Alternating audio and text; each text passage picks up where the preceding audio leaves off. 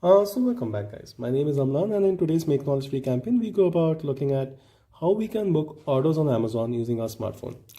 Now, I happen to use Android powered device, and if you have one as well, the way we do this is by first installing the app on Play Store. So we need to head towards the Play Store and first find out our app. So we need to download and install Amazon. So I search for Amazon, go ahead and install it.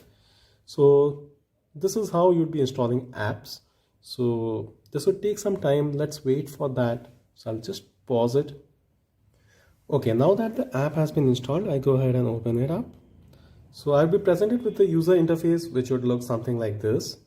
And now it's important to understand that you actually need to have an account in Amazon. So I do have one and I need to sign in with those credentials. So I click on sign in. So at this point, you need to punch in your credentials and then enter. So we will be doing that. We will be kind of resuming once we have fed in our account credentials, and then we'll be resuming the tutorial. So actually we are still on process and I just wanted to show it. So actually I have guarded my Amazon with the two-step verification authentication. So I got SMS and now we have entered Amazon. Now this is how the app version of the e-commerce portal looks like, and you get an option of viewing this in English as well as in Hindi. And you can see, like, this shows listing of various different items. So this is the home page, and based on my browsing history and other things, this page sometime will show things which I have often surfed and stuff like that. So you have electronics, you have grocery, you have various other things. So you can go ahead and check it and you can add it to your cart and you can buy it. So you basically click on that item and then you get to see the, like, if you click on a category, you get to see listings, and then you can click on that certain item, you can add it to the cart, you can add it to the wish list. This is how the things work. So it shows when it can be delivered, and if it doesn't show here buy now or add to cart, what it means is it's not in stock. Okay, so you can add it to wish list. It doesn't mean that you are buying it right now, but it just means that you want to buy it at some point of time and it's pretty much in your wish list. So at this point of time, what we can do is we can just go ahead and show a process of buying something on Amazon. I just wanted to buy some pencils and I wanted to buy a Nataraj pencil set. So we'll do it using net banking. So that is how you do, right? You want to select an item and you want to pay and you want to order it. So here we can see that there are some offers going on. So you can see the different offers here, like bank offers, other things. But I mean, I don't have any such card and other thing. So I will not be using that. And I can see that it's in stock and it should be delivered by 7th or 8th in case I purchase. I think the scroll is not working or something. Yeah, there you go. So I just want to have one of this box, and I can add it to cart. It's much like, you go to a mall and you keep putting things in the cart. So this is the only item that I want to buy today. So I don't want to add it to cart or add it to wish list. I want to go ahead and buy it. So I click on buy. Since I already have an account with Amazon, this address is getting populated from there. So in the web version, I already created an account with this address of mine.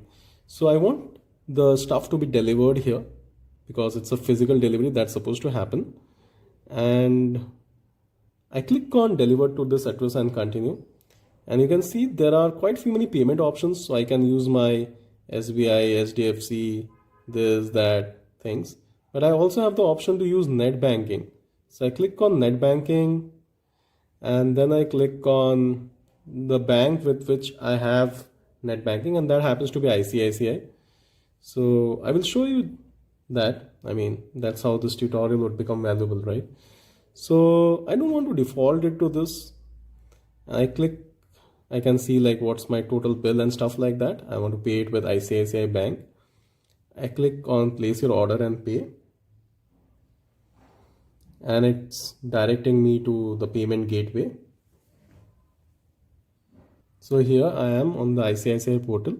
So I'll put in my user ID 876-432-132-457-8910, and then my password, which happens to be TYUIOPRTF 77756789110. So once you have put in your account credentials, you will next press on login. So here I have entered and I got a one-time password on my phone. Click on pay. And there you see the payment has been successfully made. And this is practically how you would be like doing your Amazon ordering. You would be booking orders on Amazon. You can see that the item would be delivered to my address and the estimated delivery is from 7th to 8th.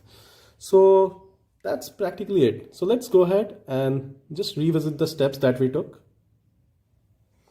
So like first things first, like you need to go ahead and download the app from the Play Store. Once you have downloaded the app, you go ahead and install the app. Once you have installed the app, you go ahead and like open it up and then you select the item that you need to buy. Once you have selected the item that you need to buy, then you go ahead and make the payment. That's it.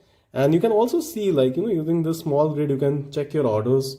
So this is where you get to see like what all you have ordered, what is the status. In case you want to cancel it, you can get it cancelled from here.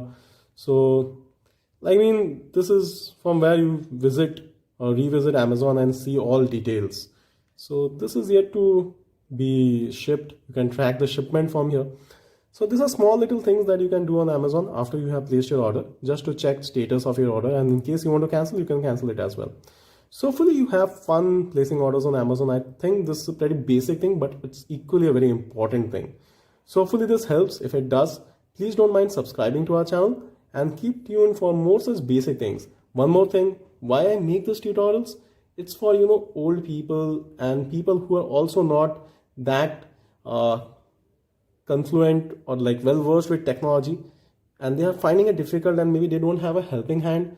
So it's great for all those parents, old people, and maybe the rural parts of different countries that are getting connected to digital technology. I mean, yes, we do want to help them as well because they equally deserve to kind of use these apps to make their life more convenient. Thank you so much. It's me signing off. Have a great day. Goodbye.